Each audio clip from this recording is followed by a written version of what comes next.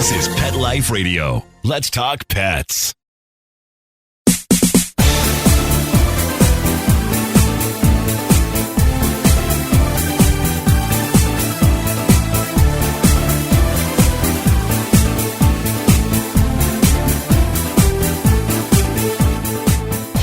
Welcome to Bark and Swagger on Pet Life Radio.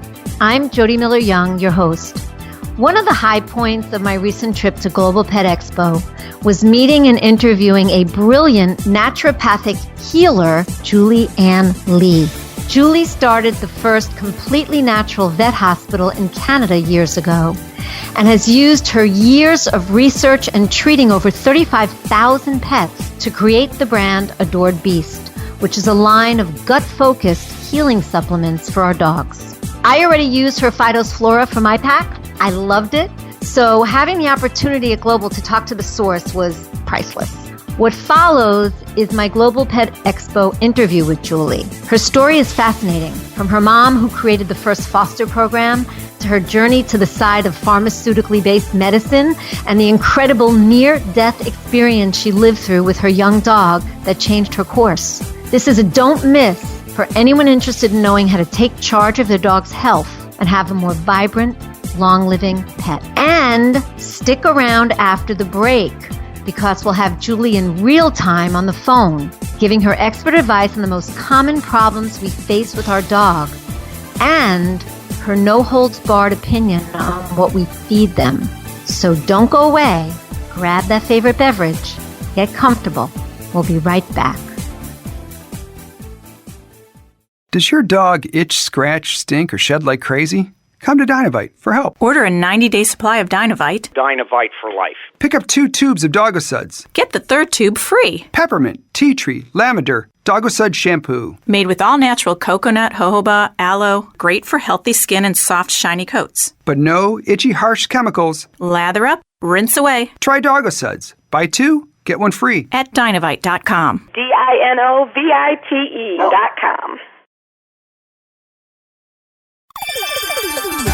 Let's Talk Pets on PetLifeRadio.com.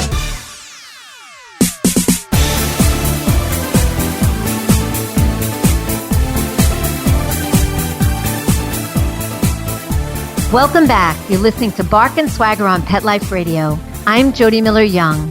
We're welcoming Julie Ann Lee, naturopathic healer and founder of Adored Beast. Recently, I was turned on to a brand called Adored Beast by Dogs Naturally magazine, which I highly recommend. They have amazing articles about how to heal your dog naturally, and they have a store.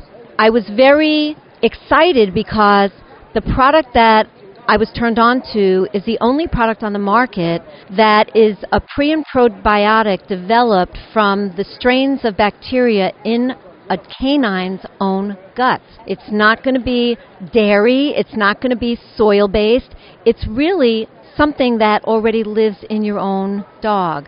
So I thought that was fascinating, and I tried it, and I love it. And so when I saw Adored Beast was at Global, I had to stop by, and I was lucky enough to come by when Julie Ann Lee, who formulated all of this is her baby, is here. So I want to share her knowledge with you, and this could be the thing that really saves you with issues that you have with your dogs. Hey, Julie Ann. Hi, thank you. I'm so happy that we're here talking. We've been talking for a little while, and I'm gobsmacked with your story and everything else. But let's start with Adored Beast and with your mission behind what you created. Well, I think that it stemmed from my holistic vet hospital and me watching how much gut health actually helped in every single chronic disease, every single case, whether it was cancer, allergies. It was a long time ago. It was 20 years ago before gut health was really a fad or addressed or researched or anything like that. So it was difficult for me, but I was used to that because I was like the first licensed holistic clinic in Canada. So I was used to being told, oh, that's ridiculous. But now it's amazing because it's being accepted by even conventional medicine in the human field more so still than animals. But I treated a lot of animals I would always say to my clients, you know your dog better than anyone. You're their mom, they're your dad. Like you're with them. You know them, right? You need to understand them and be their advocate and speak for them, and and get educated and take some of that power back to make sure that you're leading that. Just like, human kids that we would advocate for, we have to do that for our animals too. You came to this, now you told me fascinating stories, but you grew up with a mom who was involved in rescue and developed the very first foster program back in the 50s, which blew my mind. So you already had that in your DNA, but you came back around to a natural way of looking at things and formulating because of a personal experience. Tell us about that and what happened. Well, I guess as all young kids, I grew up very holistically. And then when I got into conventional vet medicine, I really jumped ship. And it's good because it makes me have the compassion for conventional veterinary medicine because I understand it.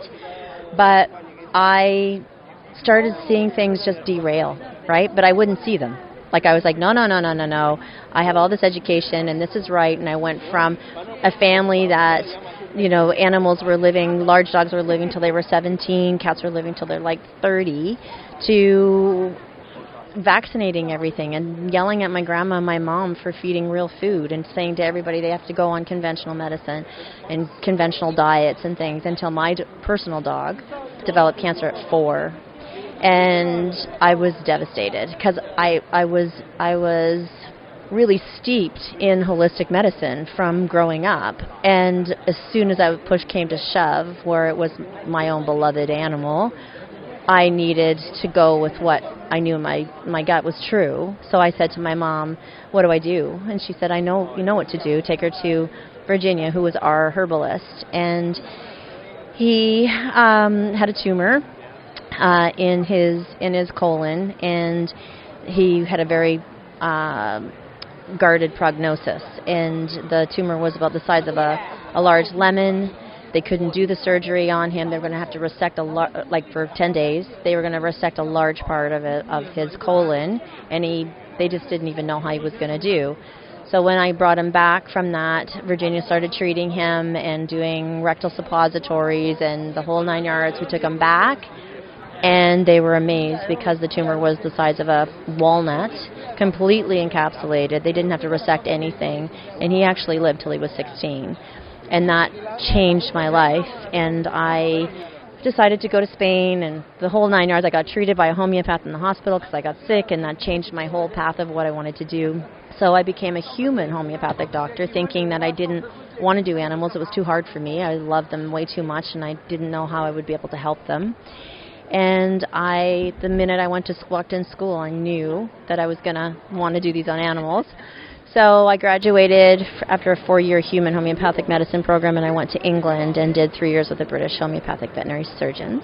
And then I opened up a clinic and went through a large political battle, and because they don't recognize holistic medicine, and they still don't recognize holistic medicine. And even today, this was back in the 90s. No, they don't. But there's no registration for vets to have to go back to school and do anything like a 3-year program, and they can say that they're holistic, right? So it's still very unregulated, which is good and bad, I guess. But back then there was nothing, and so I wanted to open a strictly licensed holistic vet hospital that didn't do anything conventional, and it took 3 years of a major political battle, but I did it. In 2000, I opened the very first one, and it was a blessing, though, because they forced me. I didn't want to be a vet hospital. I was like, no, I don't want to be a vet hospital. I just want to be a referral clinic, No, you have to. And it was amazing, though, because of that credibility, I worked with some of the biggest vet universities in the world with oncology, because homeopathy was the only thing they felt comfortable doing because it has no contraindication with any kind of drugs. So the experience that I got through going through that kind of trauma was a godsend. Like, it really was, Turned your life around. It did. And I always say that all my all my animals that have been in my life have been my little guardian angels, because I honestly don't know how I've been able to do what I've done, because it's been amazing. And when I sold my clinic to do this, it was because I actually treated 35,000 animals I did a lot of rescue work. So now it's like I have this goal to help at least 35 million animals. And that's kind of where I am. I love it. I love it. The products are all meant to work in synergy with each other, but you don't have to have all of them. No, you don't have to have all of them, but I formulated them because for me, if you guys can do just a little bit is way better than nothing, right? I'm not it's all or nothing. I kind of was a little bit like that at my clinic at first, and one day I remember, like it was yesterday, I said to this lady, I think you should go to another clinic that's more conventional, that sort of dabbles in holistic medicine, because her husband was arguing with me about, it didn't matter. Anyways, long story short, I said, maybe you should go to another clinic. They went to leave, and this little dog put its brakes on at the door and turned around and looked at me. And in that moment, I was like, Julie, your ego is getting way too big. And I started crying, and I'm like, oh my gosh, please come back in. And ever since that day, I'm so much more about don't feel guilty. Anything that you can do is better than nothing. And just love your dog and do lots of education. And I'm really anal about my products. They're all made in a human naturopathic compounding pharmacy. So there's nothing in any of these products that I actually take almost all of them myself. I give them to my 91-year-old mother. There's no fillers. I know the certificate of analysis of every single ingredient to make sure it's ethical. It's not just dogs. It's the planet, right? Absolutely. They're beautiful products. We use Phytos Flora, which I'd mentioned to you earlier, and Love Bugs, which is pre and probiotic, so we alternate off. But there's Healthy Gut, there's Gut Soothe, there's Phyto Synergy for minerals, joint support, which actually I'm going to get a couple of squirts of under my tongue before I leave, because I've been having all this walking around global. I've been having pain in my hip. The thing is the gut, as we're starting to learn in human medicine, is the central nervous system of our health. The gut to the brain, that's everything. And leaky gut is so much more common than any of us could ever have imagined. So it's the same with dogs. And this addresses kind of ground zero of health for your animal. I call it the foundation. So if your foundation is cracked of your house, you can Band-Aid it by putting putty on the walls and the cracks, but the foundation is still broken and your house is eventually going to fall down. So, gut health is foundational medicine. And I'm not saying that other modalities and other things don't contribute to that, but you can eat the best food on the planet, and if your gut has trauma or it doesn't have the ecological, environmental ecosystem that it needs to have, what happens is actually the good food leaks into the bloodstream. The body reacts because that's not supposed to be in the bloodstream. Hence, allergies, which is more reactivity, chronic inflammation, which leads to cancer. So if your dog has any sensitivity at all, it means that it has gut trauma, because that's the only way it can get into the bloodstream. So it's not weird, it's not even hard to understand. That's the only way it can leak into the bloodstream. So if it's leaking, then your micronutrients are leaking and you're not getting the nutrition that you're trying to get. Thank you so much for this. Please take note. All of us love our dogs. Where can people find you? AdoredBeast.com. And we have a YouTube station. Just put in Julie Ann Lee, Adored Beast. And that's L-E-E. Julie Ann with an E, Lee, L-E-E. Thank you so much, Julie. Thank you for everything you're doing. I got goosebumps just talking to you. Hey, Julie, welcome. Hi, thank you. I'm really glad you're on the show. I had such a great time interviewing you at Global that I really wanted to share your wealth of knowledge about healing our pets and having healthier pets with my listeners. So let's get right down to it. Now that people have learned something about you, what you do, and have some info on Adored Beast, and why it's so important to maintain gut health in ourselves and our pets, let's tackle some of the most common issues we face with our dogs. I know it drives me crazy, and I'm sure I'm not alone. A lot of people, for the first one, have itchy dogs. Dogs that bite and scratch themselves, right? Sometimes raw. Yeah. What is this an indication of, and what can we do? Well, it's interesting that you're asking me that as the first question, because it's sort of why I started, because people don't realize that skin disease is the number one reason for elected euthanasia with dogs. And Really? It is. I know. Oh my it's God. It's incredible. And to me, it's a kind of a torturous, long-term suffering, right? You see these little guys walking around with cones on their heads and watching your dog constantly be itchy. It's traumatic for the dog and for the pet parent. It's awful to watch. It can be a number of things, but it is the core reason why I started looking at gut health. And we always think it's allergies. They're always diagnosed as allergies. And I would probably hazard to guess, like 9 times out of 10, it's not a true allergy. It's a reactivity. So what that means is that the body is in a reactive state. So when they're reactive, what that actually means, especially if someone has said, okay, your dog is allergic to beef, or it's allergic to chicken, or it's allergic to grass, or it's allergic to whatever, or sensitive to that, in order for them to be reactive, it has to be in the bloodstream. So leaky gut syndrome or gut trauma is, I would say, probably one of the most underlying reasons for reactivity, allergies, immune-based skin disease, which is 99% of them. Right. So I know that sounds a little overwhelming to think about it, but it's not that difficult to think about when everything that's ingested is supposed to be digested and maintained in the gut. And when the gut has been traumatized, it doesn't have enough friendly bacteria, it becomes stretched and injured. It's like having an injury on the outside, only it's the inside. You don't see it, but it manifests. The symptomatology manifests through the skin. So instead of having a cut and you're bleeding, or your dog is bleeding, you have an injury or a trauma in the gut lining, and because it's leaking into the bloodstream, you see reactivity in a million different ways, and skin symptoms are probably the number one reason that we see that.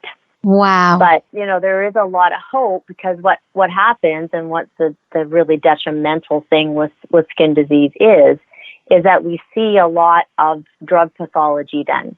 So it starts off as skin disease, and as a homeopath or even a holistic practitioner, your skin is the largest organ of the body. So while it's still skin disease, it means that the body is fairly healthy, because it's trying to detoxify or get rid of the imbalance through the skin, rather than the liver or the kidneys or the heart or the lungs.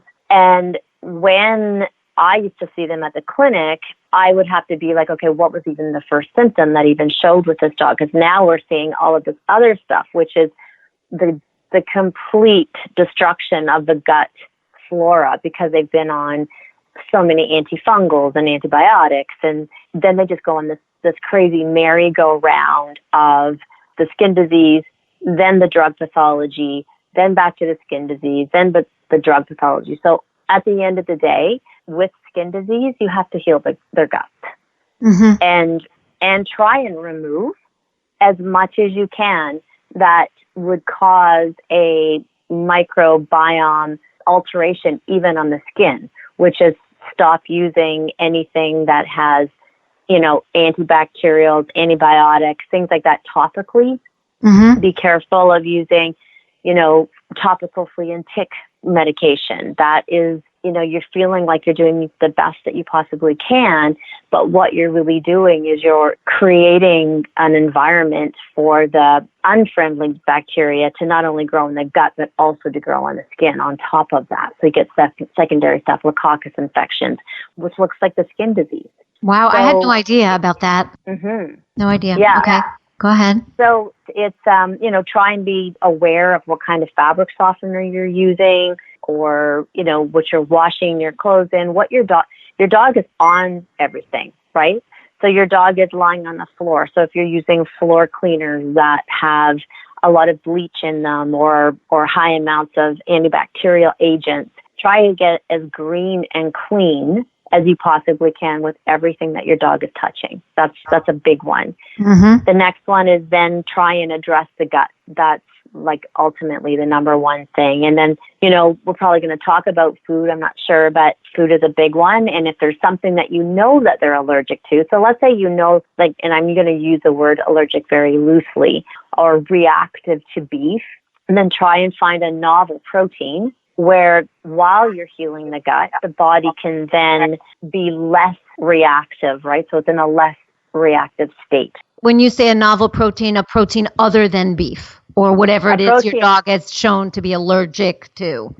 Or something he's never had that like kangaroo, or something that that you've never fed the dog. Or if you've got a test, if you've got a saliva test, Jean Dodds is an amazing veterinarian that's an immunologist, and she does an incredible saliva test that your vets can do for you, or you can actually even do them yourself, and it will tell you what they're reactive to the saliva. Perfect. Which is very accurate.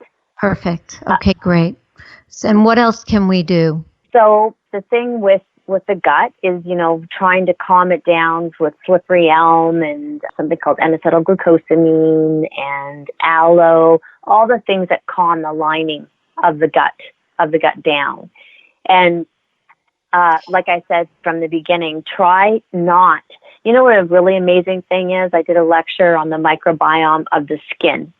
And the skin microbiome is equally as diverse as the microbiome or the friendly bacteria, or even non-friendly bacteria of the gut.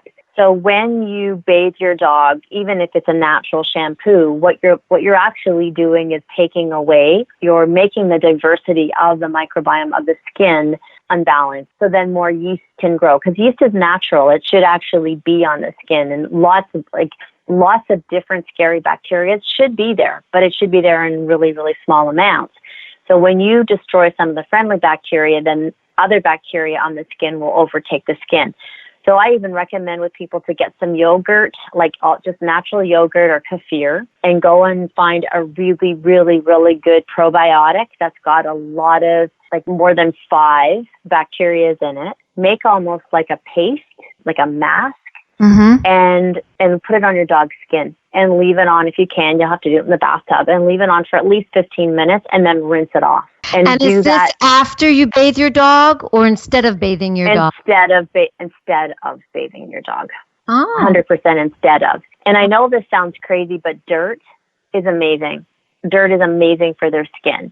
So I've even had people that have small apartments, if you can get your dogs out in the woods, out in the fields, rolling in dirt. Dirt is incredibly beneficial for the immune system, for their skin, the whole 9 yards. And if they're dirty, don't wash them with soap. Rinse them. Just rinse them with water. If you can't get out, or they're small breed dogs and you're living in apartments, you can literally go and get small kiddie pools and things like that, and go and buy organic dirt from the nursery and let them play. Yeah, let them play in it. I know it sounds crazy, but it's amazing. It's just like with children.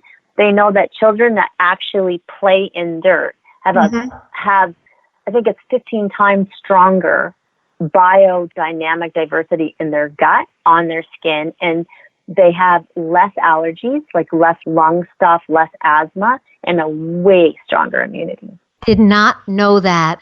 Wow. This is really educational. Julie, and I want to just, put out there right up front, I have nothing to do with Adored Beast. I'm just a fan and a user of the products. But Julie, you formulated a leaky gut protocol specifically for this. I'd love for you to tell listeners a little bit about this. I have all of my dogs on this right now to address my little Albie's incessant licking and scratching, my Sophie's licking herself raw.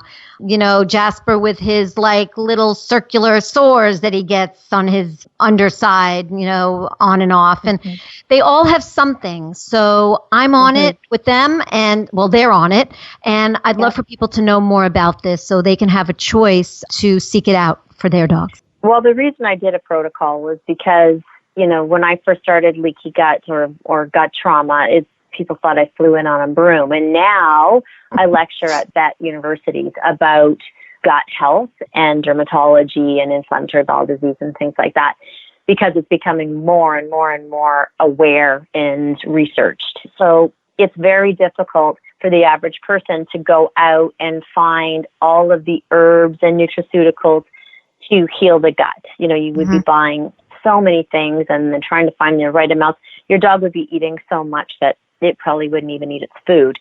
So that was the very first thing I ever launched, because I felt like unless their guts are healthy, I could put, 50 supplements out there and it's just not going to do what my intention is to do, which is to make them healthier on a much deeper level and heal core issues. So the line is put together, or the protocol is put together to support the liver, which is one thing, because when there is a chronic inflammatory response and there's toxins going into the bloodstream, the liver gets very toxic. There's something called an anti-vaccinosens, which is, it's a touchy subject. It's to help rid the body of the side effects of vaccines. So it won't reduce the amount of titers or antibodies that they've gotten from the vaccines, but it helps to almost like a chelation therapy for heavy metals like mercury or thimerosal, which is an ethyl mercury that they use as a carrier in vaccines, along with just even the shift of actually giving an animal a vaccination that doesn't need it. So I'm not saying that they should never be vaccinated. I'm saying that to just routinely inject a vaccination into any body when it already has an adequate antibody is incredibly detrimental to the whole system. So we do a clearing of that for the first 2 days. Then we start with the rest of the products, and one, like I said, is a liver detoxification or a liver. It's not even a detoxification; it's a support. So the liver is really clean and can support the body while it's healing. The next thing is something called Gut Soothe, and that has all of the herbs and nutraceuticals in it that calm down the inflammation of the gut lining or the mucosal lining of the bowel, which is what becomes inflamed, becomes injured, becomes stretched, and then allows macronutrients that should never go into the bloodstream to be leaked into the bloodstream and cause all of these horrific issues, like not just allergies, but hypothyroidism and aggression and anxiety, and the list goes on and on. Wow, I didn't realize that anxiety and aggression could be a factor in this as well. Absolutely. And, I have to say kudos to Purina. They just launched a probiotic for veterinarians to replace anti-anxiety drugs, because there is a particular strain of probiotic that works better on the brain than anti-anxiety drugs do. So the Gut Soothe helps to decrease the inflammation and start to heal the lining so that the mucosal junctions, or the little holes that are like tea strainers, can heal. So it has a bunch of different herbs and N-acetyl-glucosamine, which is like glucosamine for the joints, only it's like glucosamine for smooth muscle. It has 14 strains of probiotics, and then it has larch, which is a prebiotic, which you shouldn't, for those that are listening, should never, ever, ever give a probiotic without a prebiotic. It's really counterintuitive and unhealthy. Then you didn't know that either. Oh, really bad. Yeah. Okay. So I'm so thrilled that gut health is becoming very, very, very popular. But we're seeing a new kombucha every 5 minutes. A new company's come out with kombucha, which is awesome, because we want to plant tons and tons of, for people too, we want to put lots of probiotics and friendly bacteria. But if it doesn't have something to eat, which is a prebiotic, it can actually wind up ingesting your own gut lining. So people are doing too much of a good thing, which can happen when people when it just becomes trendy. and people aren't just really doing a lot of research and stuff, which I did 20 years of.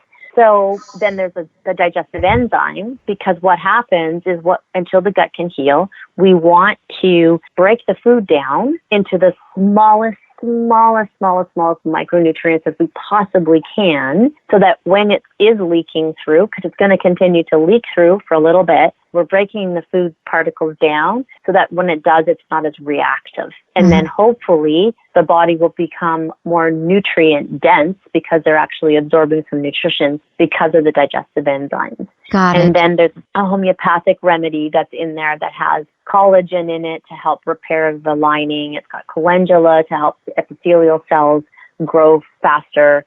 And then another homeopathic remedy that helps with the scarring, because it is traumatized and we want it to heal, but we don't want it to scar. Got it. At the end of the show, we're going to tell everybody where they can learn more about Adored Beast and where they can find it. But I want to move on to the next issue, which is directly also related to the gut. My Sophie has a very sensitive stomach. We never know when it'll rear its ugly head. I know there are a lot of other dogs out there that have sensitive stomachs as well. I have a feeling we're going to be talking about the same stuff. So if that's the case, please say that. But what could we do? We are. We're gonna talk about a lot of similarities, because what happens a lot of times is depending on the susceptibility. So every human being or animal, they have susceptibilities, right? So some animals are prone to inflammatory bowel disease. Some animals are more prone to allergies. Some animals are more prone to arthritis. When there's chronic systemic inflammatory response, which is what happens with gut trauma, even if it's a breed, right? So if it's a lab, you might see early arthritis because the inflammation is there when they're 5 and not a cumulative effect when they're 14. So with sensitive bellies, so you've got to do the same thing. You've got to look at food, like food. So, what are they reactive to in their food? Can we get them on better, more cleaner food? But it's the same thing. Something is going in, there's a reactivity in the gut, and then the gut becomes inflamed and they get diarrhea, they get mucousy stool, or they'll vomit, even pancreatitis, right? Because the body's a fine-tuned machine. It works like an engine. So if one thing is wrong in the engine or something is not being tuned up in the engine, other things like a domino effect happens. So when we're looking at gut health, we want to make sure that, the reactivity happens. And for little guys or dogs that have a tendency for gut issues, they get a lot of mucus in the lining because the lining is inflamed. So then we see things like diarrhea and cramping and gas and vomiting and being uncomfortable and stretching and all of that. Gut Soothe, the one that I was talking about, is incredible for that. I have veterinarians using it, and they tell me that it's like a diarrhea Band-Aid in a bottle. And really all it is you're calming the gut down. You're calming the inflammation down, but at the same time, you're planting the correct biodiverse probiotic so that it doesn't become, often diarrhea is coming from an increase of either salmonella or a type of bacteria that the body needs to rid itself of. And when that happens, it just means that it's the friendly bacteria that keep those bacteria at bay aren't there, or they're not there in the amount that needs to keep them in check. Got it. You mentioned food. Let's talk a little bit about food.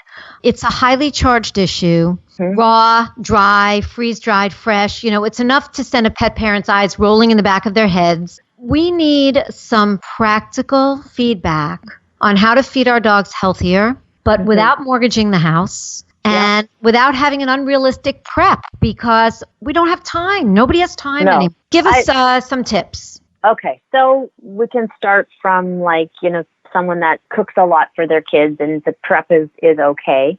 You can go online and you can find some really awesome recipes that you can actually make on your own.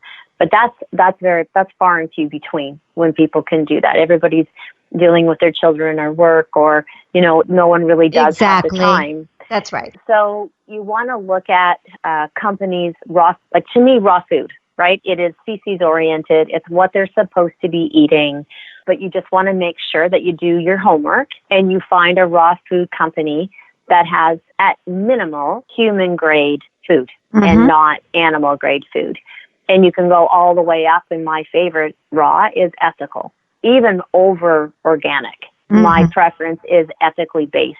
Really? Rather than organic, because it's predominantly meat. And what we find in meat that isn't ethically raised is the cortisol levels are crazy high, and that affects so much in the dog's body when they're trying to digest that much cortisol in the meat. Wow. So okay. It's nice for the animals, so it helps the planet. It's ethical, but it also does help the health of your animals, of your dog and your cat.